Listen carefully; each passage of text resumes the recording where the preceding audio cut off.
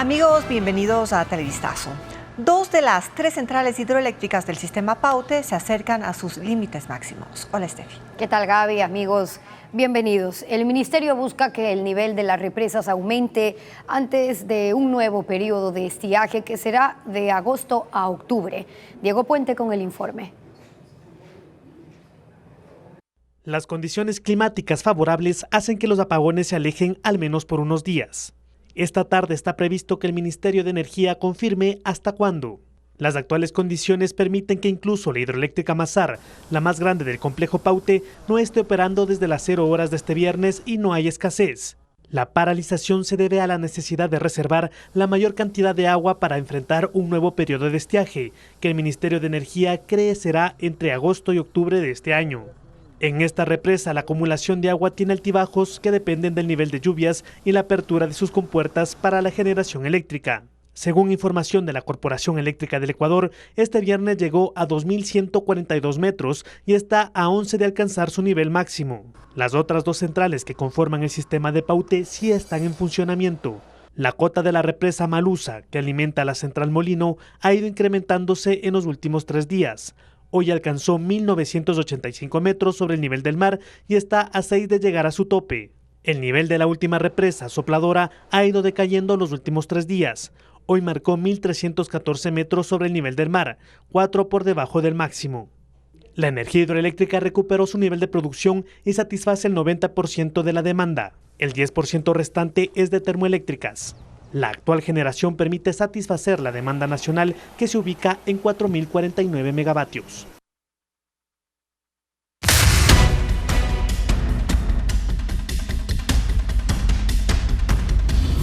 Los Lobos, banda marcada por Estados Unidos.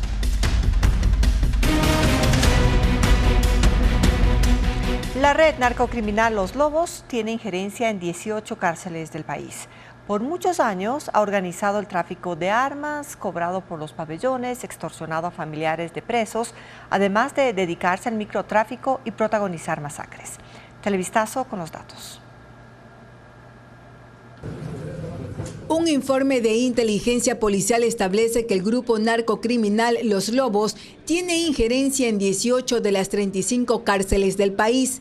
En ciertos centros ha protagonizado amotinamientos y crímenes en medio de una guerra contra los choneros para tener el control del sistema carcelario. La mayor crisis fue durante 2021 y 2022, 430 presos asesinados en 11 masacres. Por estos enfrentamientos, las autoridades penitenciarias agruparon a los presos de acuerdo a su afinidad delictiva. Actualmente los cabecillas y brazos armados de estas organizaciones están recluidos en La Roca, pero el informe policial detalla los centros donde los lobos tienen injerencia.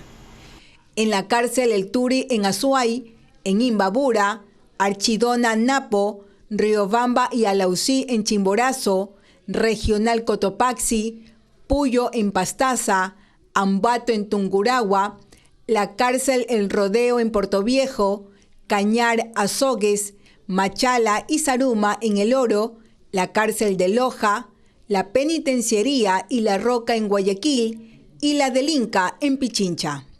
Todo es controlado por alias Pipo desde la clandestinidad en coordinación con alias Palanqueta, que está detenido en La Roca.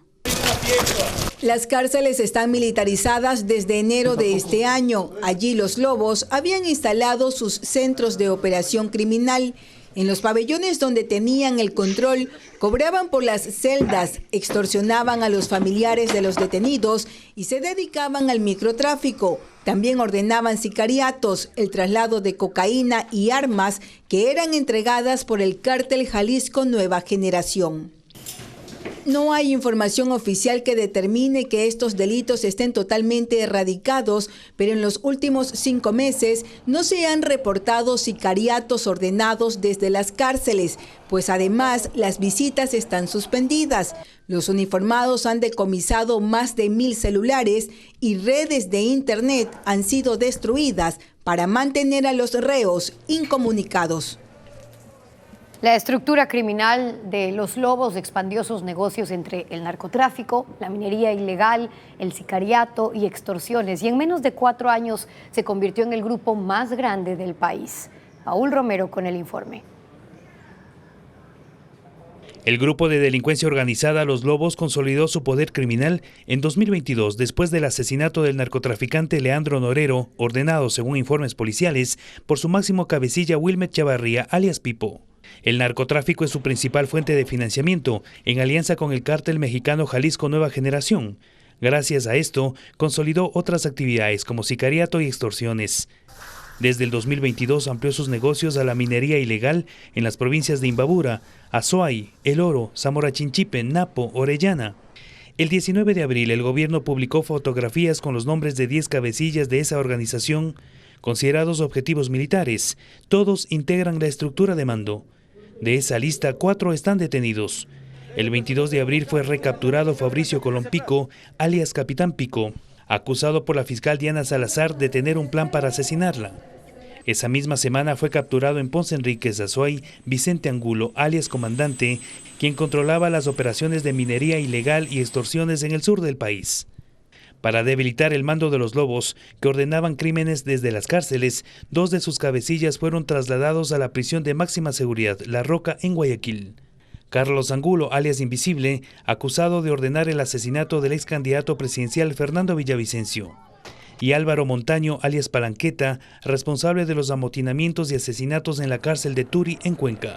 Este jueves el Departamento del Tesoro de Estados Unidos bloqueó los activos de esa banda criminal que considera una amenaza para el continente. Hoy se cumplen 8 meses desde el ataque terrorista de Hamas en Israel el 7 de octubre. Ese mismo día la reacción israelí se convirtió en una guerra en la Franja de Gaza. Y el episodio más reciente ha sido un ataque de precisión contra un refugio en el que murieron unas 40 personas, incluidos niños. Israel asegura que en el sitio se escondían milicianos de Hamas y la Yihad Islámica. Este edificio en la ciudad de Nuseirat, en el centro de la Franja de Gaza, quedó semidestruido. Pertenece a la Agencia de Naciones Unidas para los Refugiados Palestinos. Era una escuela y se transformó en albergue para unas 500 personas que han huido de la guerra una y otra vez en estos 8 meses.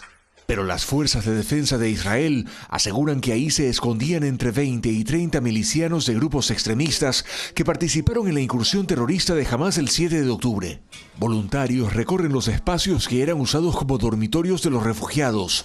Muestran restos de un cohete usado por Israel que expertos en armas dijeron que era de fabricación estadounidense. Retiran colchones y otros objetos destruidos y las manchas de sangre son evidentes en el suelo y paredes del establecimiento. 40 personas murieron aquí, entre ellas 14 niños y 9 mujeres. Hay además 73 heridos. Israel ha denunciado a la agencia de la ONU en Gaza por proteger a miembros de Hamas, llegando a decir incluso que al menos 10 miembros de la organización participaron en el ataque terrorista. La agencia lo niega y asegura que Israel ha destruido 180 de sus locales en la Franja de Gaza, matando a unas 450 personas. El jefe de la agencia, Philippe Lazzarini, ha dicho que atacar o utilizar edificios de la ONU con fines militares atenta contra el derecho internacional humanitario, mientras que el jefe de la diplomacia europea, Josep Borrell, ha pedido una investigación independiente sobre este ataque. Preparación de deportistas ecuatorianos afectada por la entrega tardía de dinero a menos de 2 meses de los Juegos Olímpicos París 2024. Ya volvemos.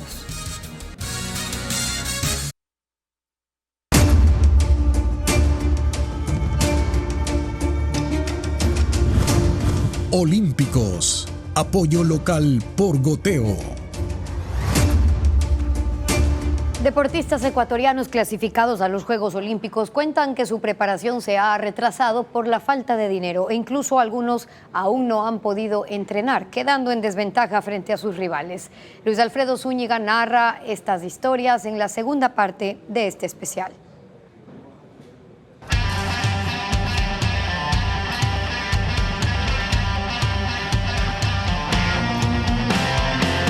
La luchadora Luisa Valverde es una de los 29 ecuatorianos clasificados a los Juegos Olímpicos de París. Conseguirlo fue duro. Dice que casi se queda por fuera porque no había fondos para que compita. Prestó dinero a su entrenador y pidió ayuda a la empresa privada. Pero los problemas no terminaron ahí. Lo que se esperaba era el boom de que ya tienes tu clasificación, ahora sí, toma el recurso y te vas a preparar. Pues no fue así. Luisa clasificó a París en febrero de este año. En ese momento, sus contrincantes de Brasil, Estados Unidos y Canadá ya estaban entrenando en Europa.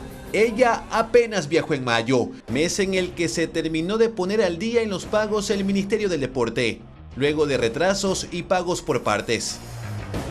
Ahora le toca compensar la desventaja que le dejó el sistema deportivo del país. El deporte ya está considerado como política de Estado. Si es como tal, entonces que existe el recurso necesario, o sea, no dejar al deporte como la última rueda del coche. Una situación similar vivió su compañero Andrés Montaño. Ya clasificado, no pudo entrenar hasta mayo. Él habla de que urge un mejor trato y motivación al atleta. Es tajante al decir que clasificó sin nada. Y creo que eso ya depende también de las autoridades más altas.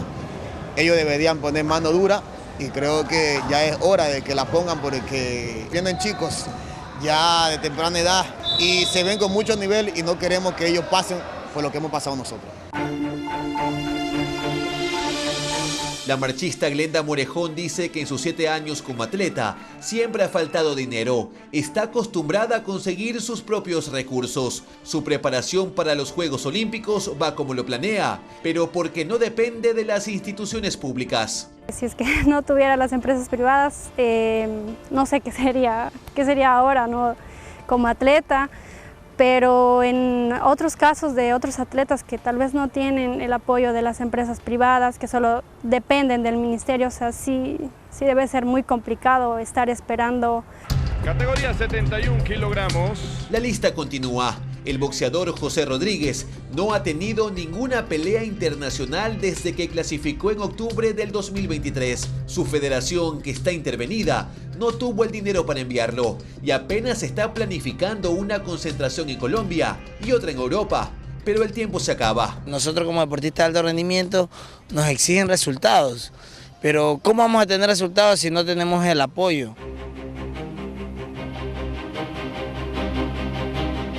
Restan 49 días para los Juegos Olímpicos de París. Con el tiempo en contra, los ecuatorianos clasificados solo piden que los recursos económicos lleguen a tiempo, para que esto no sea otro obstáculo. La Corporación Financiera Nacional se convierte en banca de segundo piso e inyectará recursos productivos exclusivamente mediante el sistema financiero. El cambio fue decretado por el presidente Daniel Noboa. Francisco Garcés con la explicación.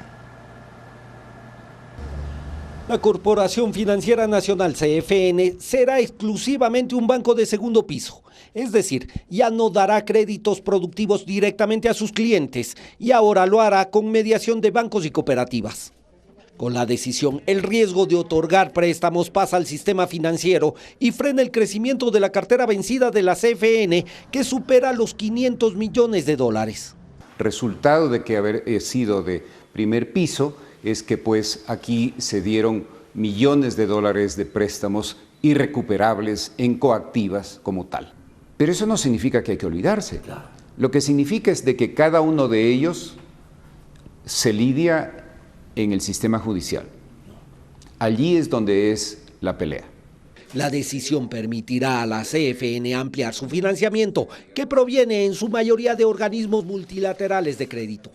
Hasta mayo colocó $200 millones en créditos productivos y busca que al cerrar el año sean 410 millones, cubriendo así el 20% del mercado de créditos para pequeñas y medianas empresas.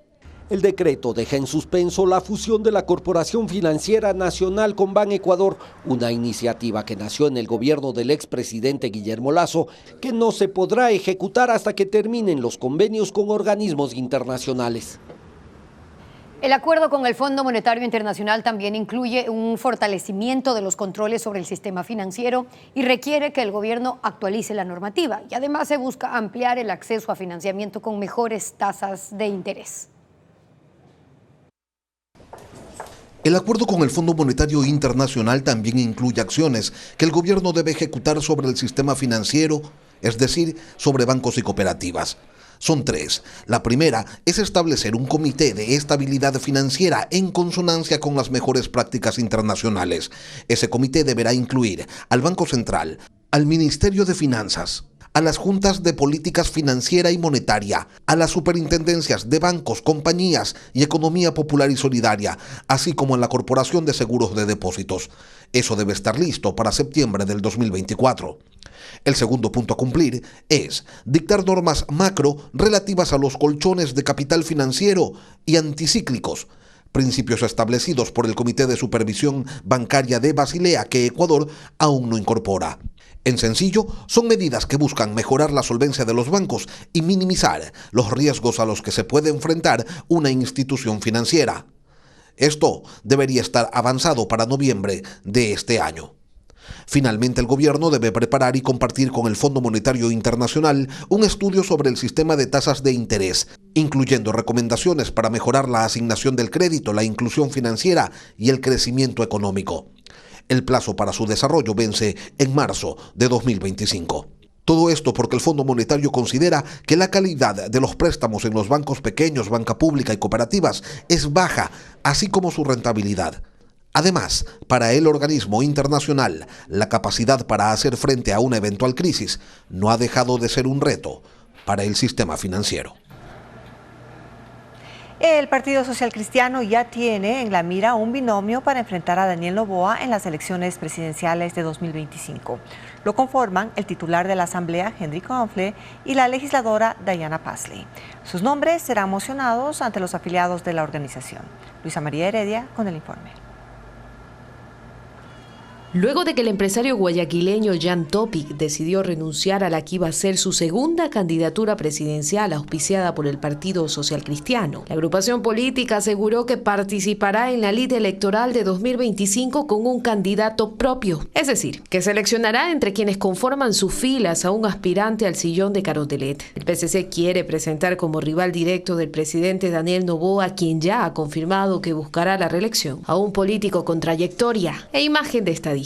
El alfil que mejor se ajusta a esa medida es Henry Kronfle, presidente de la Asamblea. Su nombre será mocionado por la directiva a los afiliados del partido. Kronfle es justamente quien, luego de haber tenido cierta cercanía con el Ejecutivo, decidió ponerle un alto al gobierno por las acusaciones vertidas en contra del Legislativo, culpándolo de intentar orquestar la caída de Daniel Noboa llevándolo a juicio político. Una idea que sembró en la opinión pública el vocero de la presidencia, Esteban Torres, y que golpea directamente a Kronfle. Henry Kronfle, de 51 años, entró a la política en 2017 cuando ganó su primera curul en la Asamblea. Fue reelecto en 2021 y, de no ser porque no se concretó el acuerdo entre socialcristianos, correístas y militantes del entonces movimiento oficialista Creo, ya en esa ocasión hubiera presidido el pleno. Esos 2 años al frente del Parlamento le hubieran sumado a una candidatura presidencial que con la muerte cruzada se hubiera tenido que adelantar. En 2023, con la consolidación del pacto con ADN, alcanzó ese primer objetivo, dirigir la Asamblea. Y de aceptar la nominación, en 2025 podrá aspirar también a dirigir la nación. Este sábado 8 de julio, el Partido Social Cristiano tendrá una convención en la que se anunciarán las alianzas con movimientos provinciales y la reestructuración parcial de la directiva nacional tras la salida de su segunda vicepresidenta, Cristina Reyes, entre otros integrantes. Luego de eso se empezarán a barajar nombres de candidatos para dar inicio a la discusión interna, ya que incluso para acompañar a Kronfle se ha propuesto a Diana Pasley, activa legisladora y militante.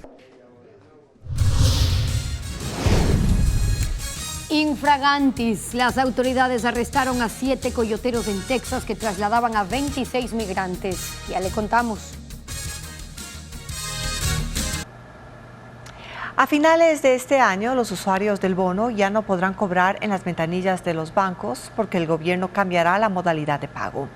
Y esto porque empezaron a culminar los convenios con las entidades financieras que recibieron más de 46 millones de dólares por el servicio. Diego Cuenca amplía. En el país hay 1.400.000 usuarios que reciben uno de los 10 bonos que entrega el gobierno. De estos, casi 800.000 personas que actualmente cobran su dinero en las ventanillas de 5.818 agencias bancarias en el país ya no podrán hacerlo desde diciembre del 2024. por el cambio de modalidad que anunció el Ministerio de Inclusión Económica y Social MIES. Todos los ciudadanos tendrán derecho a abrir sus cuentas en la entidad que quieran y luego a registrar la cuenta en la página web del MIES y recibirán su pago del bono ahí, en su cuenta. Los beneficiarios tienen un plazo de 5 meses para completar ese trámite y luego deberán registrarla ingresando a www.inclusion.gov.es y seleccionando el casillero de pago en cuenta. Dar clic en registrar y luego completar 5 pasos. Quienes no pueden hacer este proceso recibirán ayuda de brigadas que se desplazarán desde la próxima semana. Esa medida ocurre porque el MIES finalizará progresivamente los convenios que tiene con 8 bancos, que por entregar el dinero a cada usuario en la ventanilla cobran 35 centavos, lo cual le ha significado al Estado un gasto de $46.2 millones desde el 2013. Que estos vayan a la cobertura de los servicios sociales. Segundo, que sea totalmente seguro. Y finalmente, que los ciudadanos y ciudadanas más pobres del país puedan acceder a la bancarización. Según el MIES, la iniciativa también ayudará a reducir los riesgos de suplantación de identidad, que en algunos casos es usada por delincuentes para cobrar el dinero de los beneficiarios. Autoridades del sur de Texas arrestaron a 7 coyoteros en plena operación de contrabando de 26 migrantes. Este grupo viajó hacinado dentro del compartimento de un tráiler y luego fueron encerrados en una vivienda sin agua y sin luz. 11 de los inmigrantes rescatados tuvieron que ser hospitalizados. La operación se ejecutó en los terrenos de esta propiedad en las afueras de San Antonio, en Texas. La policía del condado de Bexar recibió una alerta sobre actividades irregulares en el sitio y durante la intervención detuvieron a 7 personas. Hombres y mujeres operadores de una red de tráfico humano guardaban rifles y chalecos antibalas. En la casa, que no tenía servicios de agua ni luz, estaban además 26 migrantes que habían sido trasladados escondidos dentro de un compartimiento adaptado en la plataforma de un tráiler. Estuvieron más de 3 horas sobre una estructura metálica sin ventilación, expuestos a temperaturas de más de 40 grados. 11 indocumentados están en el hospital con síntomas de deshidratación. Los demás fueron entregados al Departamento de Aduanas y Protección de Fronteras. Los controles en ese sector se han incrementado desde que en junio de 2022, 53 migrantes fueron hallados muertos dentro de un contenedor. En el sur de la ciudad de Seattle, en Washington, 240 solicitantes de asilo acampan en un solar junto a una carretera desde el fin de semana pasado. Estas personas, en su mayoría, son del Congo, Angola, Venezuela, y esperan que la alcaldía les permita mudarse a un motel desocupado del área. Desde el 2022, iglesias locales recaudan dinero para recibir solicitantes de asilo y luego ubicarlos en moteles, pero cuando el dinero se terminó, fueron desalojados. Según las autoridades, actualmente 10,000 personas duermen al aire libre en todo el condado de King, incluyendo a estos migrantes.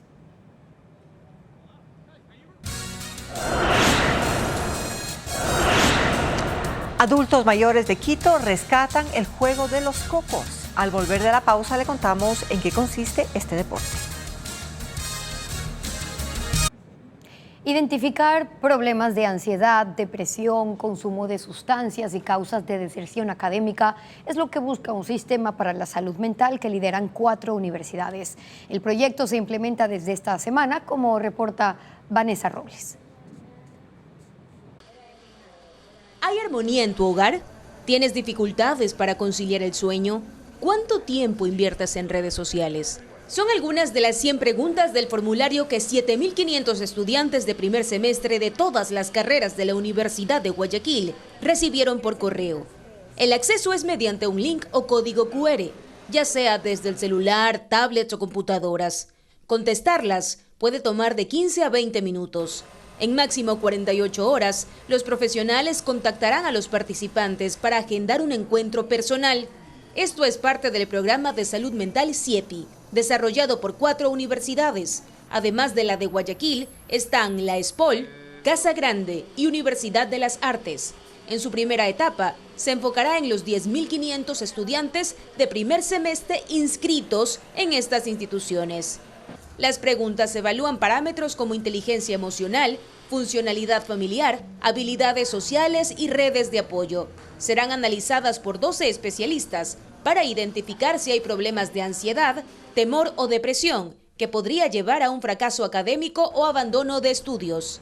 Hablar de salud mental para los jóvenes suele ser como que un tema que no podemos socializar, por así decirlo, con todas las personas. O sea, debemos tener confianza con alguien para así comentarle. Asimismo, la SPOL socializará las preguntas con sus 900 estudiantes de primer año y desarrollará talleres grupales según las necesidades de los alumnos, que según su experiencia, se concentra en las habilidades sociales. Los resultados estén en el mes de octubre de las 4 universidades.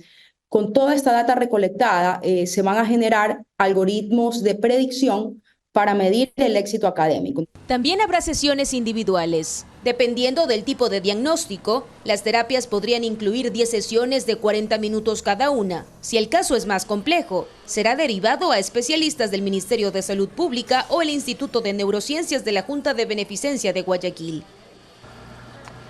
La Cancillería informó que se habilitaron trabajos temporales para ecuatorianos en el exterior, mientras que la Fundación Carlos Slim difunde nuevos cursos gratuitos en 21 áreas profesionales. Vanessa Robles con los datos.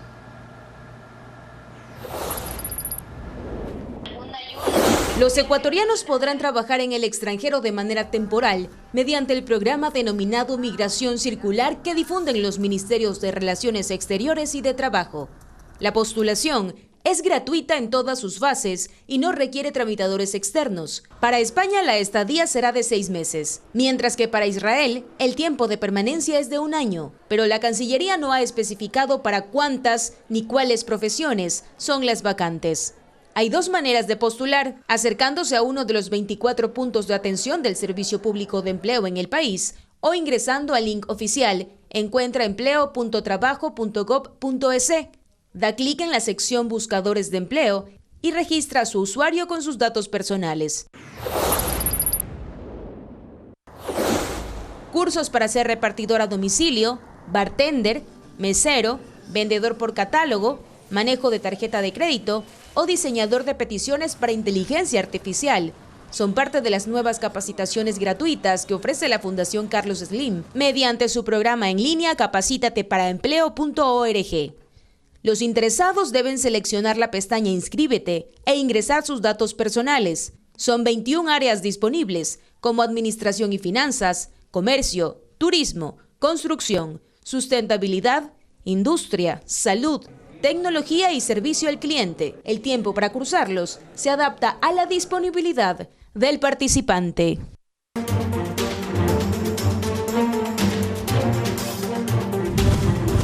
Tradición. Juegos que sobreviven. En peligro de extinción está el juego de los cocos, un deporte que practican pocas personas de la tercera edad como terapia física y social. Con enormes balones de acero, los rivales ponen a prueba su estrategia, puntería y técnica para ganar la partida. Hernán Higuera con las imágenes. El juego fue popular y nadie recuerda cuándo exactamente. Pocos saben que surgió en Francia a inicios del siglo XIX y que su nombre original no es cocos, sino petanca, que significa pies juntos. Ahora en Ecuador, donde sufrió algunos cambios, está en peligro de extinción. En España y Francia lo han retomado los jóvenes.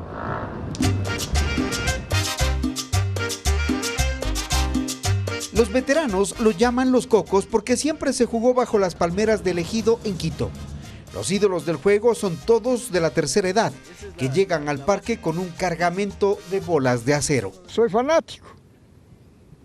No soy bueno, pero sí juego. Las bolas se sacan de enormes rulimanes que se usan en la industria petrolera. Las compran y las venden. Cada una puede pesar hasta 2 libras. Se reúnen los fines de semana alrededor de un círculo y un cuadrado eternamente trazados en la tierra del Ejido. Esas 2 figuras delimitan la cancha. A 35 metros de distancia y a su turno lanzan las bolas. La idea es dejar la bola lo más cerca del círculo. Quien lo haga tendrá la posibilidad de ir eliminando al resto de jugadores. Si al primer tiro un jugador cae en la bomba, se quema. Y si las bolas parecen coincidir en distancia al círculo, se dirime con 1 metro. Con las posiciones y turnos definidos, un jugador puede sacar los cocos de la bomba y ganar. La jugada tiene el riesgo de dejar la bola de acero dentro de la bomba y perder. De ahí que es importante la táctica con técnica. La otra opción es eliminar al contrincante apostando a la puntería. En eso son expertos. Calculan la distancia, la fuerza y el tino. Para ellos es terapia. Porque usted viene de la casa, viene bravo, viene de una cosa, aquí juega bonito.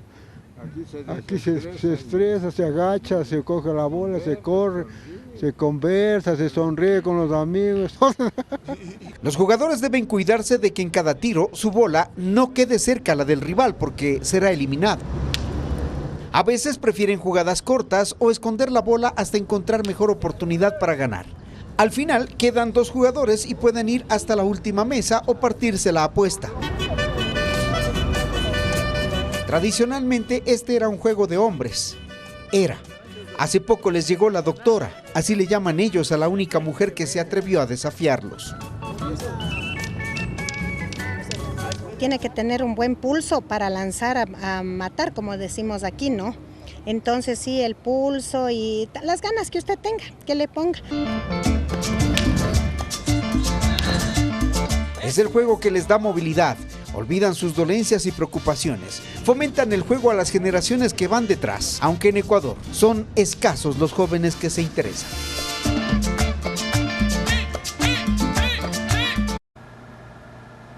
Una explosión en una lavandería alarmó a los habitantes del centro de Machala. La onda expansiva destruyó ventanales del edificio y 3 personas resultaron heridas por los vidrios. Fabricio Lapo cubrió el incidente. La explosión retumbó en el centro de Machala, provocando que las puertas metálicas de una lavandería en la calle Sucre salieran volando hasta el otro lado de la calle. La detonación, ocurrida a las 6 de la tarde de ayer, destruyó los ventanales del primer piso de este edificio y dejó 3 personas con heridas leves. 12 bomberos en 2 motobombas atendieron la emergencia e inspeccionaron la lavandería donde quedó ropa esparcida, paredes destruidas. Los residentes del área fueron evacuados y los heridos trasladados al hospital Teófilo Dávila. Según el jefe del cuerpo de bomberos, la explosión fue causada por acumulación de gas. Durante 3 horas la circulación vehicular en la zona fue restringida y hubo 30 locales en los alrededores que dejaron de atender en la noche por precaución. Se investiga dónde se originó la fuga de gas.